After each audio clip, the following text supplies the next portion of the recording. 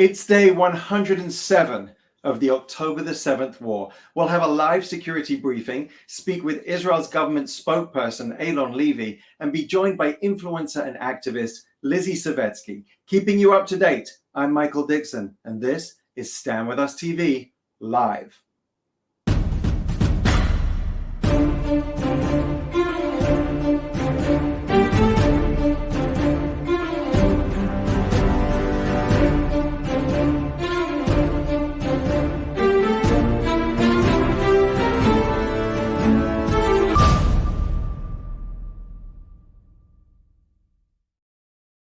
Shalom, we're live from Israel, streaming across Stand With Us digital platforms and on YouTube, and we have a great lineup of guests for you today. In a moment, we'll head over to Tel Aviv for a security briefing, but first, a roundup on the last week of Israel at war. The IDF finds a tunnel under a Hamas commander's home in Khan Yunis, where about 20 hostages had been held in brutal conditions. The IDF finds child's drawings in a Hamas dungeon where hostages were held. Iranian IRGC and Hezbollah commanders are reported to be in Yemen to direct Houthi attacks. South African Jews protest the firing of a Jewish cricket captain ahead of the Under-19 World Cup. Hundreds in Tel Aviv have marked the first birthday of red-headed baby hostage Kfir Bibas, kidnapped to Gaza with his family for 3 months. Freed hostages have recounted the torture of women in Gaza's terror tunnels. And an Israeli woman was killed and 17 were injured in a terror attack last Monday in the central Israeli city of Ra'anana. We wish a speedy and full recovery to the victims of that terrible terrorist attack, and 195 soldiers have fallen fighting Hamas since the beginning of the ground operation. May each and every one of their memories be a blessing. Let's get the latest now. Joining us live once again is former IDF International Spokesperson and Senior Fellow for the Foundation of Defense of Democracies, Lieutenant Colonel Jonathan Conricus. Lieutenant Colonel, thank you very much for being with us once again on Stand With Us TV.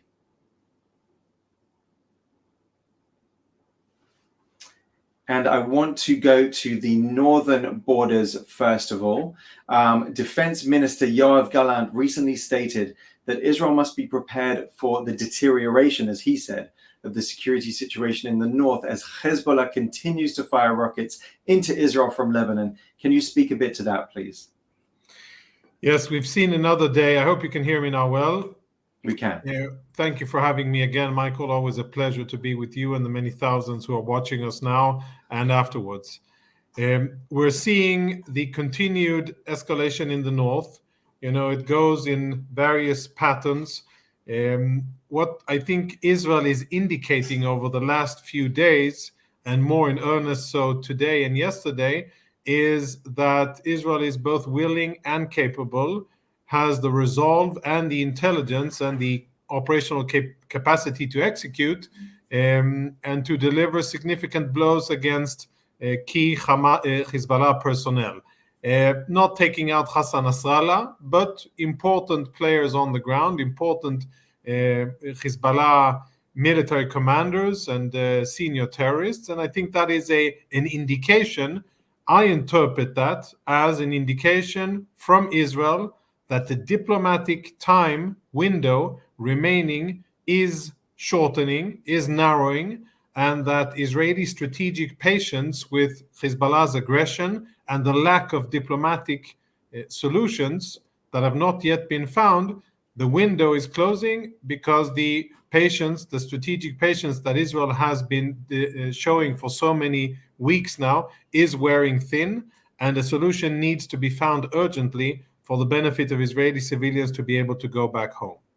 Yeah, an intolerable situation for residents of the north. Let's turn to Gaza now, and we mentioned the major tunnel uncovered in Khan Yunis. What updates can you give us about the situation in the Strip since we spoke last week? And also, to get some clarity, I want to mention rumors that Al Jazeera and others have reported about digging in cemeteries and blowing up university. What do we know? And we see now the tunnel that was uncovered in Khan Yunis. Yes, we're seeing one of, unfortunately, several tunnel complexes that Hamas built in order to hold Israelis captive. And the IDF released that this, we assessed that the IDF assesses that there were some 20 Israeli prisoners held here, hostages, behind blast doors and behind many layers of Hamas defenses.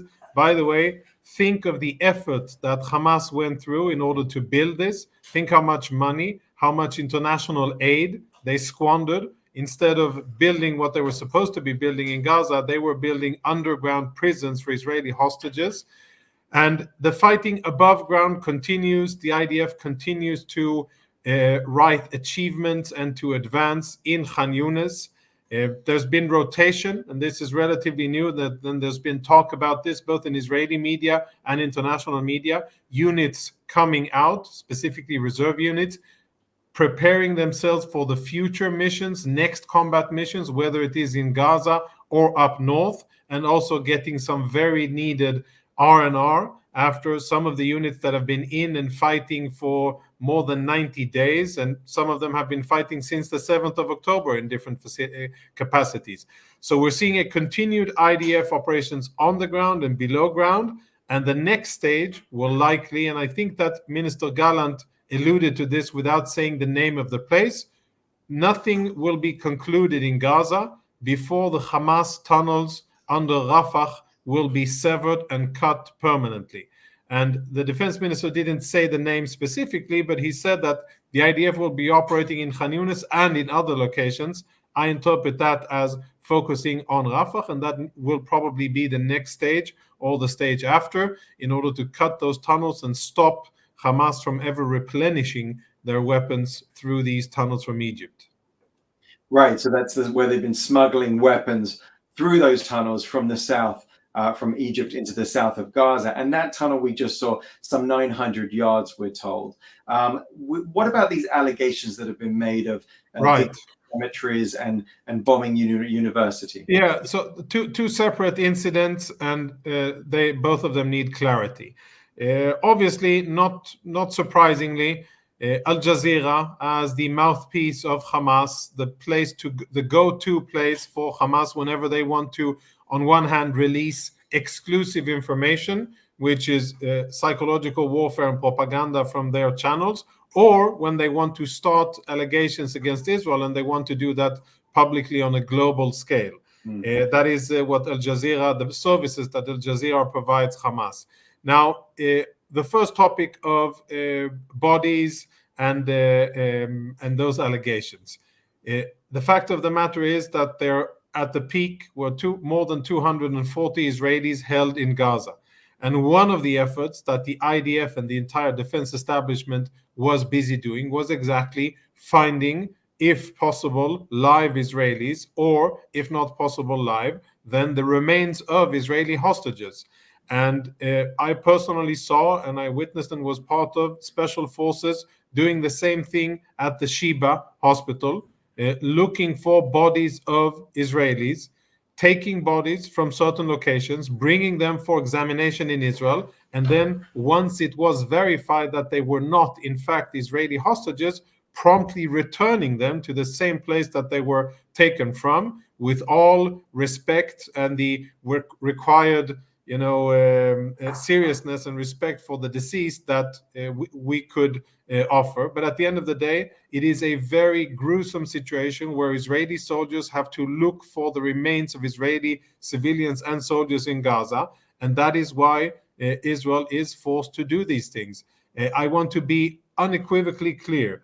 Israel is not engaged in any unlawful activity or behavior. All of the fake news about organs and all kinds of conspiracy theories, they are nothing but propaganda and misinformation by Hamas and Israel enemies. Bodies have been taken, examined, and once established not to be Israeli, returned promptly and respectfully to where they were taken from. And I think that is exactly what the state of Israel should be doing in order to get its hands on each and every Israeli, preferably live, but if not possible, then to bring back to Israel to proper burial any of the remains of Israeli civilians. And because, of course, Israel is dealing with the macabre situation of Hamas holding on to not just live hostages, but also dead bodies, some of which it's held on to for many, many years.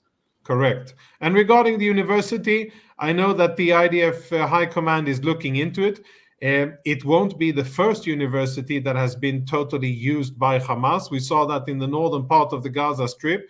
We see it all over UNRWA schools and many other locations where Hamas blatantly uses everything for military purposes. And I haven't seen specifically the intel regarding that university, but it definitely wouldn't surprise me that that university as well, like many other institutes so-called for higher education, which definitely weren't built to be military facilities, were used and abused by Hamas. And frankly, I don't understand what people around the world are getting worked up about if they were not concerned with the fact that Hamas was using mosques and the proximity to churches and hospitals donated by Turkey and by Qatar and by the Indonesian state and any other hospital in Gaza for military purposes, then why are they now worked up about a university? I fail to understand it. I think there's a bit of hypocrisy to those allegations and uproar.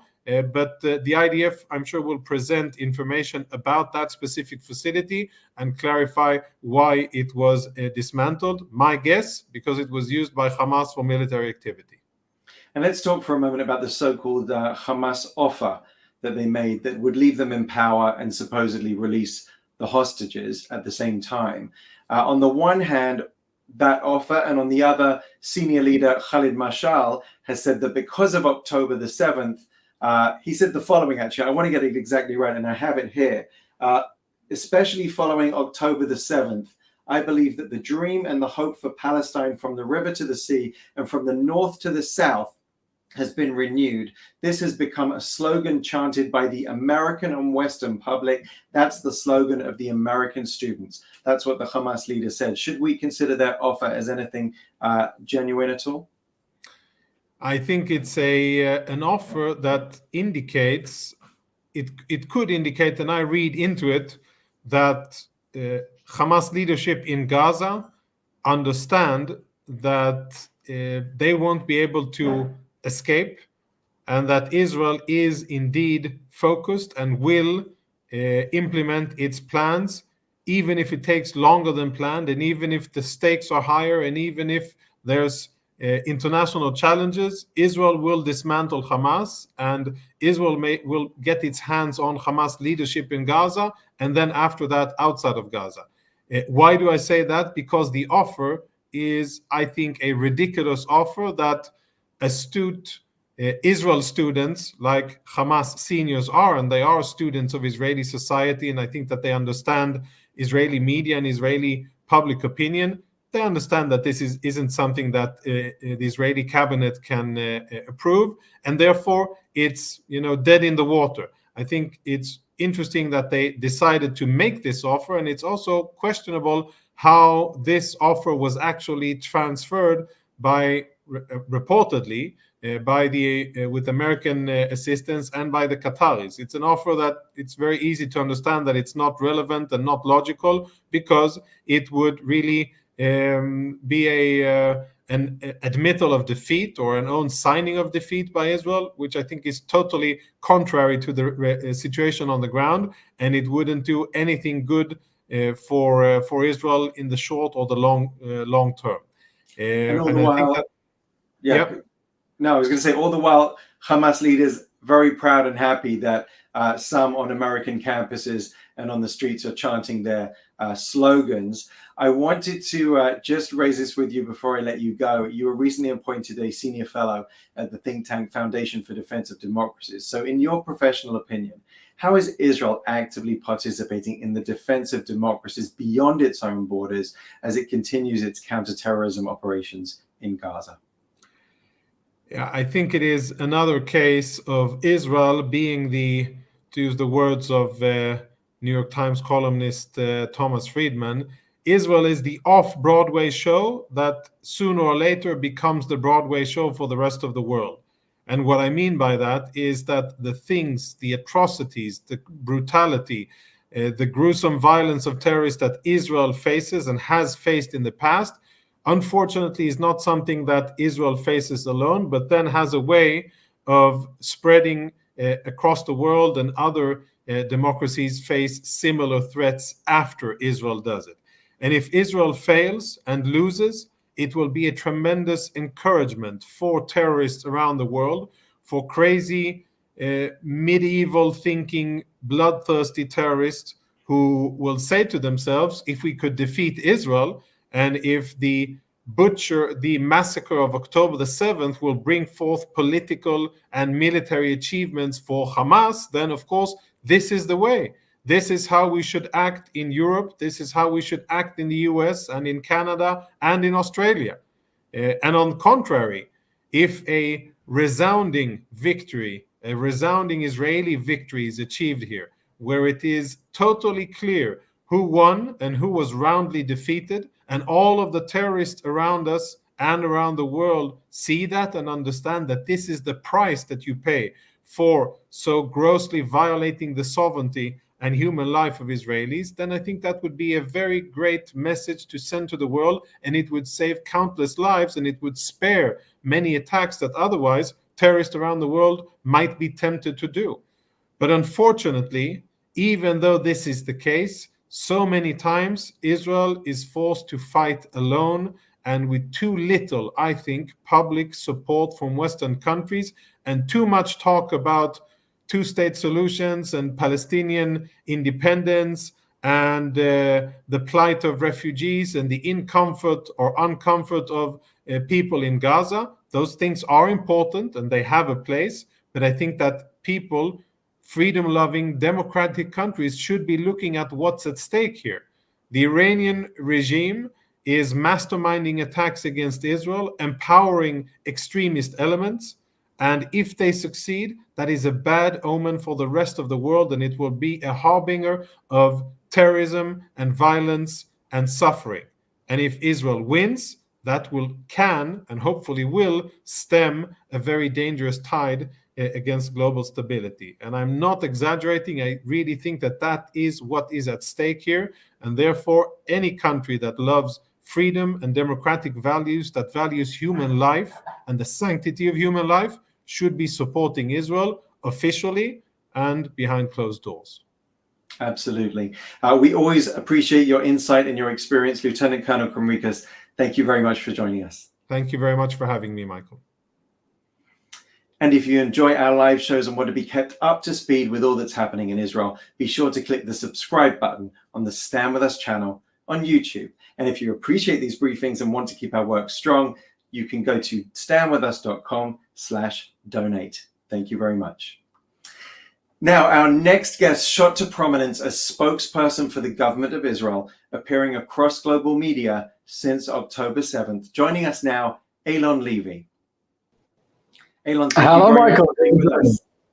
Great. My pleasure. Thank you. Now, I first got to know you many years ago when anti-Israel activist George Galloway, in your student days, refused to debate you because you're Israeli, or maybe he was just intimidated. But now you've had quite the start as your recent position as Israel's government spokesperson has unfolded since the beginning of the war. Share with us, if you will, some insights into your experience and maybe some of the challenges you faced since the war began. Yeah, I hope I finally lived down that moment, getting walked out on by George Galloway as my claim to fame. You know, it's extraordinary looking back. You mentioned my student years as an activist for Israel on campus. In my final year at Oxford 10 years ago, a motion came up to align the student union with BDS, and we were able to defeat it by a margin of, I think, 6 or 7 to 1, which is not a feat that could be replicated nowadays with the campus atmosphere having been poisoned so badly against Israel. When you look at the figures from the United States of the number of campus-age Americans who support Hamas openly, the situation is very disturbing. It has been a roller coaster 3 months. It's been a roller coaster 3 months because we have all found ourselves shoved in the eye of the storm. October 7th happened, and everyone suddenly jumped into action and did whatever they could. Some people started cooking for soldiers or driving socks down to military bases. I set up a little mini studio at home and started giving interviews as a former presidential advisor. And then about a week later, found myself getting roped into the National Public Diplomacy Directorate in the Prime Minister's office and going on air the following day as an official spokesman. Now it's been about 250 interviews later in the international media, well over 50 daily press conferences as well, and other briefings that I've done with groups.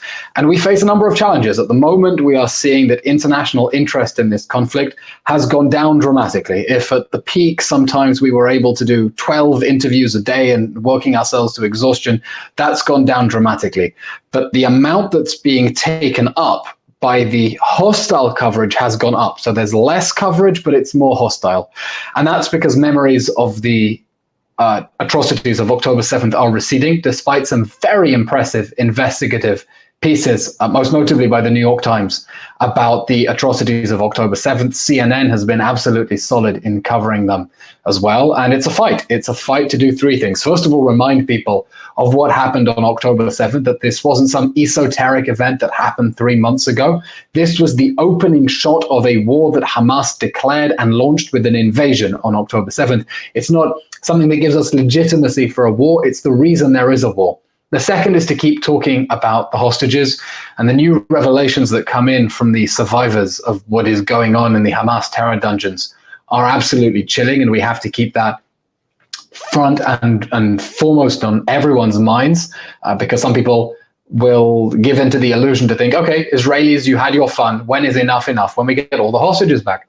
And the third and the most challenging thing is to explain that the extent of the devastation that we are seeing in Gaza and the genuine human suffering has an address, and that address is Hamas and the human shield strategy that seeks to deliberately maximize civilian casualties in a sick ploy to gain international sympathy and then diplomatic pressure on Israel to back off. And I think it's very difficult for people around the world to appreciate the extent of how Hamas deliberately embedded itself under civilian areas to protect Gaza underground with Gaza overground. I saw the New York Times report that the tunnels might be 350 to 450 miles long. I mean, that's 55 to 70% longer than the London Underground. And that is the reason. That is the reason for the suffering we are seeing. And of course, this can all end tomorrow if Hamas surrenders now.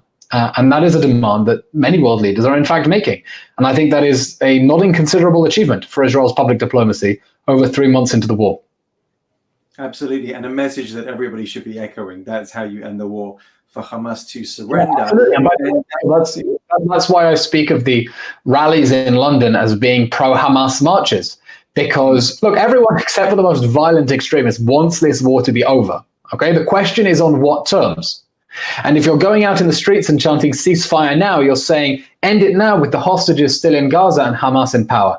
Whereas if you really cared about civilians, you should be demanding surrender now. Lay down your arms, hand over your pedophile rapists for a war crimes tribunal, and give back the hostages. Yeah, which would obviously be the best thing for the people of Gaza as well. You spoke about the way the media receives your message. So you know that I have to play the now famous clip with the truly stunning question from a news presenter. We have already, Michael. We haven't moved beyond this, I'm afraid not, but it's instructive, and we'll come back to it and see why. Because this question, for those people who've been hiding under a rock and haven't seen this question, was the question that caused your eyebrows to raise in shock. Let's take a look. I was speaking to a hostage negotiator this morning. He made the comparison between the 50 hostages that Hamas has promised to release, as opposed to the 150 prisoners that are Palestinians that Israel has said that it will release. And he made the comparison between the numbers and the fact that, does Israel not think that Palestinian lives are valued as highly as Israeli lives? That is an astonishing accusation. If we could release one prisoner for every one hostage, we would obviously do that. We're operating in horrific circumstances. We're not choosing to release these prisoners who have blood on their hands. We are talking about people who have been convicted of stabbing and shooting attacks. Notice the question of proportionality doesn't interest Palestinian supporters when they are able to get more of their prisoners out. But really, it is outrageous to suggest that the fact that we are willing to release prisoners who are convicted of terrorism offenses, more of them than we are getting our own innocent children back, somehow suggests that we don't care about Palestinian lives. Really, that's a disgusting accusation. Now, this is several weeks ago. You haven't aged a bit since then. But talk us through what's going through your head Michael, when you hear a question like that. You know, it's extraordinary how one's professional career, the course can change based on a split-second decision to pull a face. When that happened, it was originally reported that this was a very natural reaction of surprise. No, it wasn't. The monologue going through my head at the time was, where is she going with this question? No, she's not. Yes, she is. Gosh, this is TV gold. Do something. Okay, pull a face on the count of 3. 1, 2, 3, go. Because sometimes these questions are so absurd that you need to externalize it. It's not enough to give a robotic answer and let it slide. You have to put the interviewers in their place and explain that this is preposterous. This is outrageous. This is not ordinary journalism.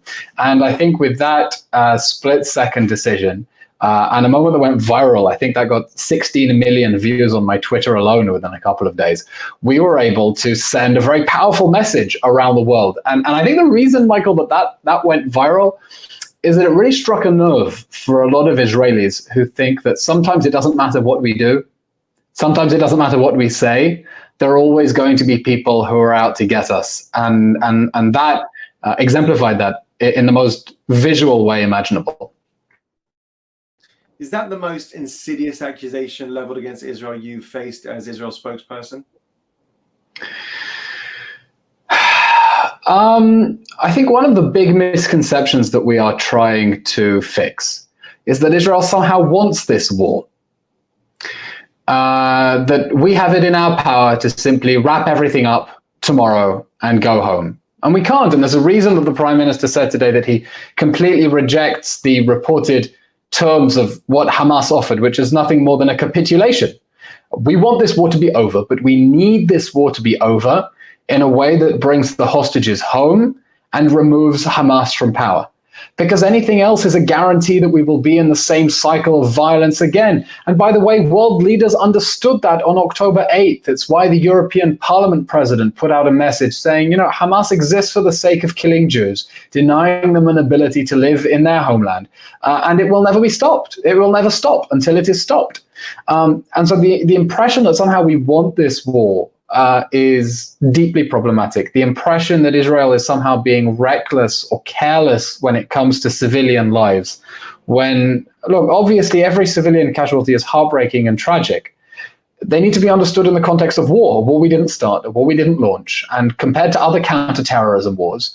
And if the total Hamas figures are true, and we doubt them, and if the Israeli figures for the number of Hamas terrorists killed are true, then that civilian to combatant ratio is unheard of in the history of counterterrorism warfare, and shows very clearly the efforts that the IDF has been making to try to protect civilians. But the fact that many in the international media will see suffering, will blame that immediately on Israel, instead of holding Hamas to account, is deeply upsetting, because what do? They essentially send a message to Hamas: keep going, your strategy works, because either Israel won't attack, and then your military infrastructure is immune and intact, or Israel will ask civilians to leave, and then they're displaced, or Israel will attack, and then civilians will be hurt, and then we'll blame Israel instead of the people who are deliberately keeping them in harm's way.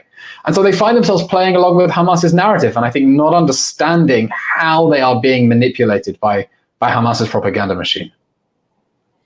And it looks like Israel has taken a strategic decision to be more combative and to push back in a stronger way against allegations. Is that a strategic decision?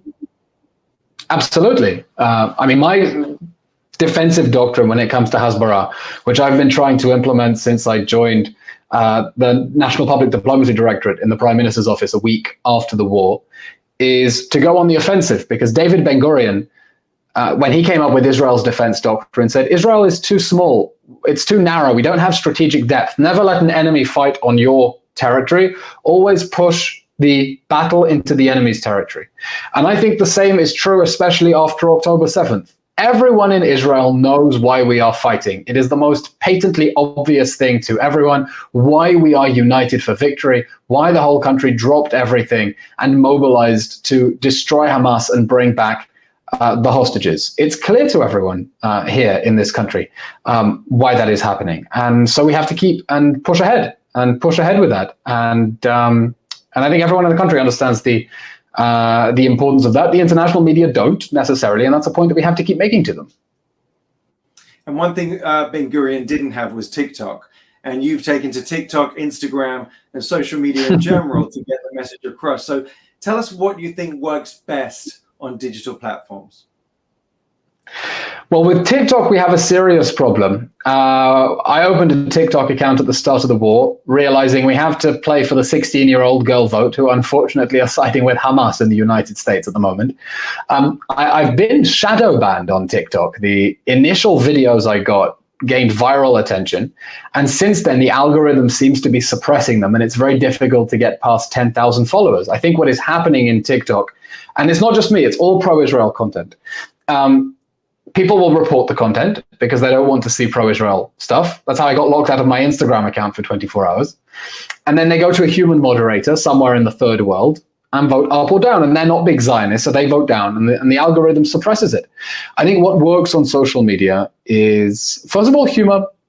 Not every clip is humorous, but every once in a while I put in a humorous clip or something creative like Hamas maths or Hamas chess, because it brings in followers.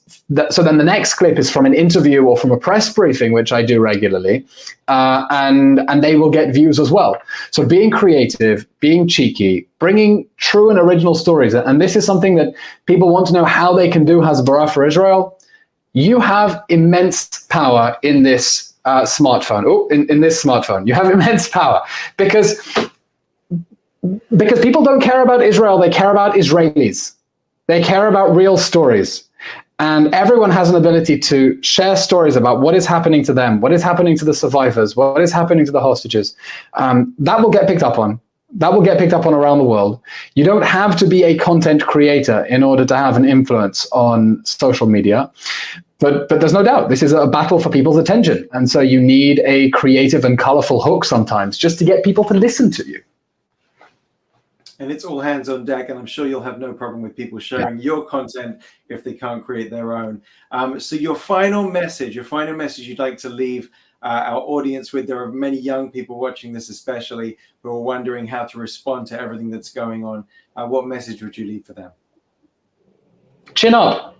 There is a large movement of violent intimidation that is trying to make it impossible to express sympathy for Israel or support for Israel in this war. Even to speak up for the hostages, much less say that this war should end in total Israeli victory. And we can't let them win, because there is no way to simply let the storm pass, hope it blows over, and then things will return to normal. They won't return to normal. Really, there is no future for this country or the Jewish people in a world in which Hamas can reduce people to human ash from Auschwitz and get away with it. And so we fight, and we need our supporters around the world to keep talking about the hostages and keep speaking powerfully in favor of Israel's right to win this war. A war we didn't want, a war we didn't start, a war we didn't even expect, but a war that we have to win. And a war that we have to win because otherwise Hamas will do October 7th again and again, as it has spent every day and night since then, threatening that it will do. Absolutely. We've taken to calling this the October the 7th war. Thank you so much for being a strong voice for Israel in the world. Make sure you follow him all across social media. Because as I say, Hasbara, it's not a service provided by the welfare state. It has to be a combined effort of government and civil society together. Absolutely critical. So thank you for everything you and your organization are doing. Thank you very much, Eylon. Great stuff. And make sure you're following Stand With Us as well as Eylon all across social media, including by pressing on the updates button on WhatsApp to get our constant updates from the front line. And our next guest is also no stranger to social media, with millions of people watching her every video. She famously turned down Real Housewives of New York due to anti-Semitism concerns, and she dedicates her time to activism on behalf of Israel, and the Jewish people. We're so pleased to be joined from New York by Lizzy Savetsky. Hi, guys. Lizzy, Thank you so much great for to see you having me. again. I'm Yisrael Chai. Amen. Thank you so much for being with us. You know, the last time I saw you was in another reality. It was before October the 7th here in Israel, while you and your beautiful family were filming with us here in Jerusalem. Tell us how that experience was before, during, and after October the 7th in Israel. Yeah, it's really wild to think back on when I saw you last, Michael. You know, we were just together just days before October 7th. And I was at your studio filming on Thursday before the Saturday morning attack. So when I think back on that time, Stand With Us is a huge part of what I think about, because I had spent a week with your amazing team, with Yoni, the tour guide. I really wanted to show my parents and my kids Israel, and have them fall in love with it from the inside out, seeing the archaeological history, falling in love with the people, just the feeling of Israel. And you guys really helped provide us with that. And it's just wild to think that, you know, Yoni put down his tour guide book and picked up his gun and went off to fight. And I've been in correspondence with him over the past few months since October 7th. And just, you know, this is what it means to be Israeli. It is not just something of our history. You know, we were learning so much about the many times over our thousands of year history that we were attacked in Jerusalem, in our country, in Israel, and what we had to do, what we had to sacrifice in order to have the land that we need, because it is a part of us. And so, you know, this is not just our history, this is our present. Absolutely. And Yoni, like so many soldiers all across the country, leaving his wife and kids and going to fight in order to protect his family back home. I want to show our viewers one of those videos that we filmed together. You spoke about the unbreakable bond between Israel and the Jewish people. So let me take you back to Jerusalem, Lizzy. Let's have a look at that.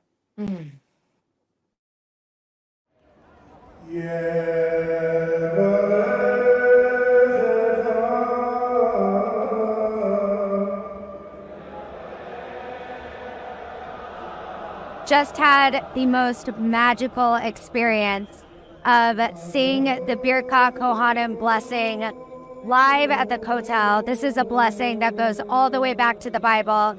It's the blessing we say to our children every Friday night at the Shabbat table. This is really as close as we can get to the feeling of what it was like to be in the Beis HaMikdash, in the temple. So 2,000 years ago, they were saying the same blessing just behind this wall in the temple. And the feeling of being here today and hearing it is just a little glimpse into what it must have felt like, the magic, the miracles of what it must have felt like to be in the temple receiving this blessing from the Kohanim. Unbelievable, amazing. I feel so blessed to get to experience this today. I am Lizzy Savetsky, and I'm so excited to be in Israel, my homeland, my favorite place in the world. Jerusalem is my favorite city in the world. I love being here so much. It just feels right. My soul feels home, and it's like this electricity that you can't experience anywhere else in the world. I am a digital influencer and a Jewish activist.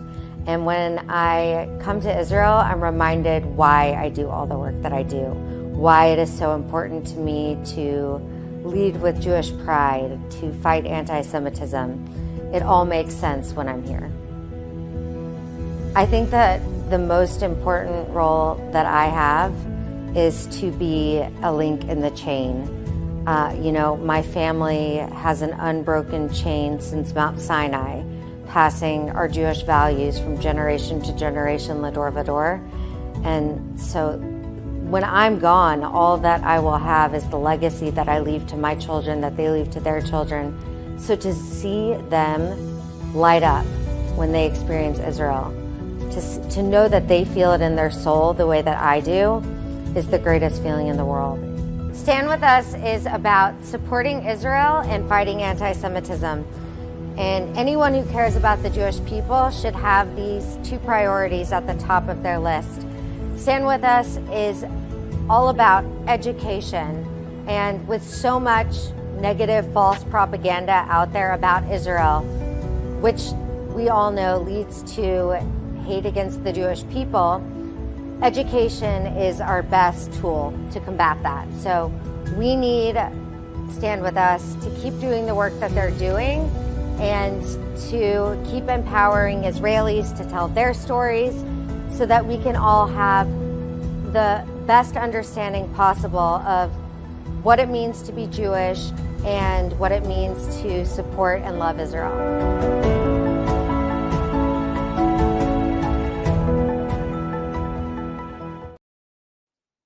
Such a beautiful video, Lizzy. We make a great team. Have you always felt such a strong connection to Israel and your Jewish identity? And has anything changed since October the 7th? It's so surreal to watch that video and to think that it was just 2 days before. And, you know, I definitely felt like this urgency that I needed to make this content with your team to share with my audience. I had no idea, of course, just what was about to happen, but I definitely knew in my heart that that we were going to need this education tool, and that we were going to need to spread the word. I think my passion for being Jewish definitely began from a very young age in my home. My parents did an amazing job of instilling that in me, even though I grew up in Fort Worth, Texas, which is not a very vibrant Jewish life. We had a very vibrant Jewish home. But I started to become passionate about Israel when I visited for the first time when I was 18 years old. I went on birthright. And I really didn't have high expectations for how it was going to change my life. I just thought it would be like a fun trip between high school and college, my, exercising my independence as a newfound adult. And of course, the second I stepped off the plane, I felt this unbelievable tie to my homeland, and it awakened within me this feeling of being Jewish that I had really never experienced before. I didn't understand just how important this place, this land was to my Jewish identity, and suddenly it all made sense. And I have always been outspoken for Israel and for the Jewish people. Of course, I never thought that I would be turning this into a career, and it was never like something I studied or something I dreamt about. It was just something that felt necessary. I guess in the same way that, the soldiers, the reservists, they have a career, they have a life that they're passionate about, but their number one priority is stepping up to protect their land and their people and all of us. And so that's sort of how I feel. I have other passions, of course, but this is always going to be number one. And you mentioned the way you were raised, and of course your children are such a part of your videos, your amazing videos. And so how has it been for them to actively participate in your outreach work? It's been incredible for us to really feel like a team as a family. I didn't know what it was going to be like after October 7th, being in a bomb shelter with my kids all day. This is not our normal. I know that this is normal for a lot of Israeli kids, which is crazy to even think about, that a bomb shelter is a part of the structure and buildings in Jerusalem and in Israel. That's a very foreign concept to us as Americans. So I was concerned with how the return was going to be and the trauma that we were all going to be carrying with us, because it was impossible to shield them from the panic and the chaos that was all around us. So the best thing that I could think to do was to give them a sense of purpose and to feel like they're a part of the solution here. Because when we feel helpless, when we feel hopeless, it's a very deteriorating feeling to have. And I just want them to feel empowered. And so for them to be able to participate in the small ways that they can, they're actually out right now filming a video with my husband, with some of the hostage posters I'm going to be posting later today. It's at the forefront of all of our minds collectively and as a family specifically. And so for us to be able to join together and really make this content and show our hearts and show our vulnerability, it's been a really beautiful way to channel our pain. Yeah, the education really starts at home. And of course, talking about education, what was your reaction to last month's congressional hearing addressing anti-Semitism at MIT and Harvard and UPenn, and particularly as a UPenn alumni? I was so angry, and it caught me by surprise because I really knew what they were going to say. But still, while I was watching it and I was watching them just dismiss calls for genocide against the Jewish people, um, seeing that, it awakened this visceral reaction within me. And I was mad. I was so angry for several days, just because the double standard when it comes to the Jewish people, that we just don't deserve the same rights that any other group has. And it's been very hard for me. I went to NYU for undergrad. I went to Penn for grad school, and these are two academic institutions where students don't feel safe. And I was really advocating for the UPenn students before October 7th, even before my trip to Israel. I had gone to Penn's campus leading up to the Palestine Rights Literature Festival, where they had invited Roger Waters to come and a bunch of other, openly anti-Semitic people. Mark Lamont Hill, who was fired from CNN for his anti-Semitic remarks. I mean, it takes a lot to get fired from CNN for being anti-Semitic, as we know. And so I've been in touch with a lot of those students, and I want to do anything I can for them, because this should be a moment in time where they are, studying, where they're enjoying themselves, where they're having their rite of passage as a college student that we all got to have. And instead, they are bombarded with hate every day as they are just trying to go about their lives.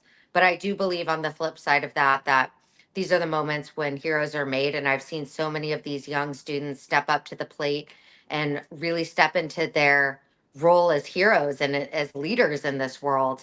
And it's going to be a pivotal moment in their lives where they'll look back and they'll feel empowered from how they were able to overcome all of this, all of this hatred. Yeah, and I think this is also a moment where the mask has slipped from a lot of people. And in the wake of the Hamas October the 7th atrocities, particularly those involving sexual violence and targeting Israeli women and girls, what message would you convey to UN Women and the international women's rights groups regarding their selective feminism?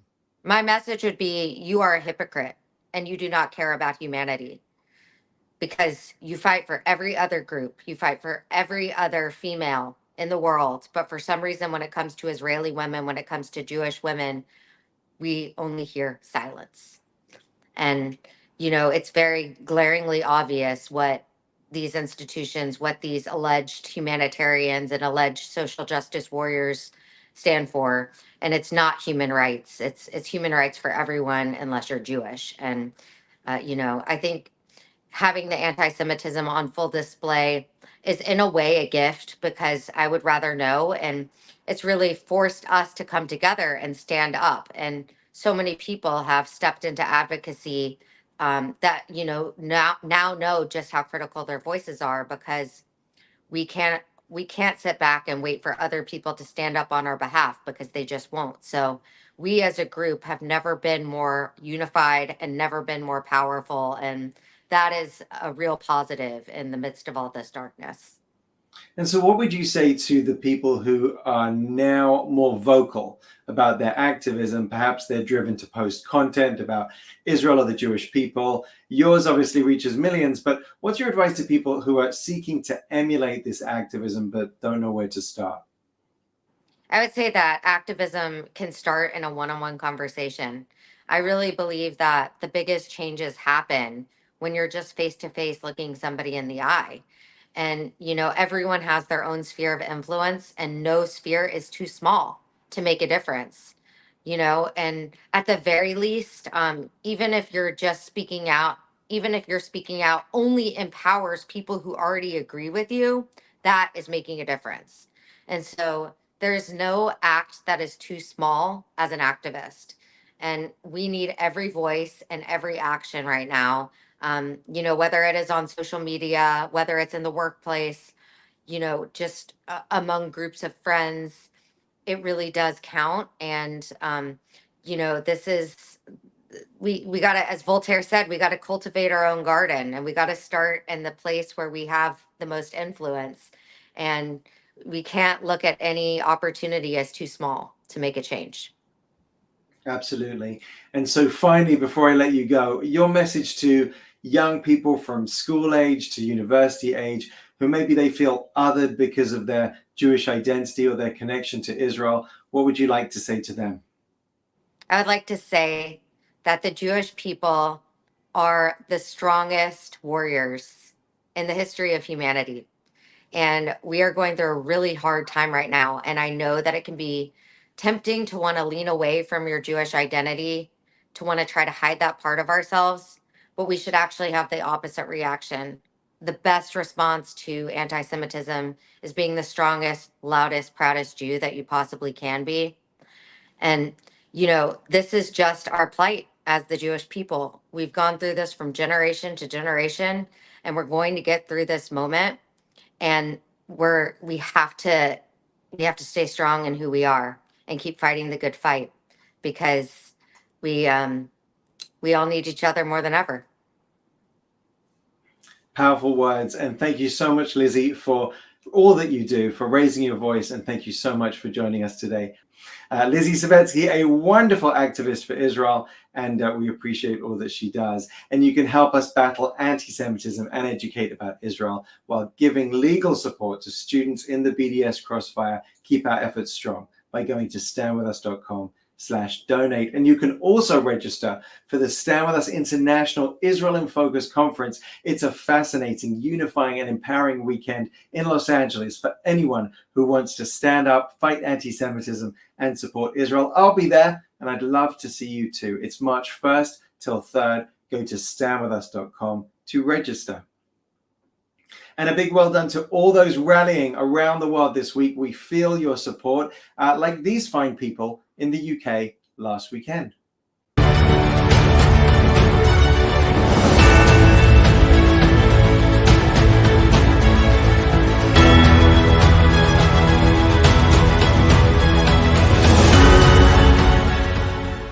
We're here to show our support for Israel and to remember and acknowledge and highlight the plight of 130 hostages that have been hostage for 100 days in Israel, and we want to bring them home.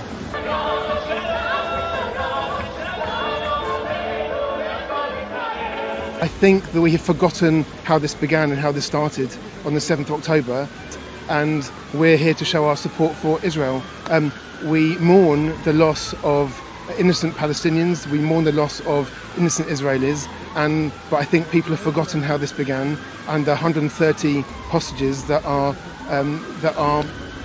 held captive in Gaza, and we want to bring them home. And of course, rallies across the UK, the US, Canada, Australia, all across Europe. Amazing. Please do keep that up. And if you'd like to come to Israel, a very special opportunity, the Stand With Us Solidarity Mission to Israel. See it through our unique eyes of our unique guides, people like Yoni, our incredible tourism director who was mentioned earlier by Lizzy Savetsky. Join our executives for a very special trip in May. You can get more details by going to StandWithUs.com, limited places. So if you are interested, please do apply very soon, StandWithUs.com. We're sending love to our Israeli troops and to our brothers and sisters and allies worldwide, and our prayers for every single hostage to be back home with their family soon. Together we will prevail. Thanks for watching. Yisrael Chai.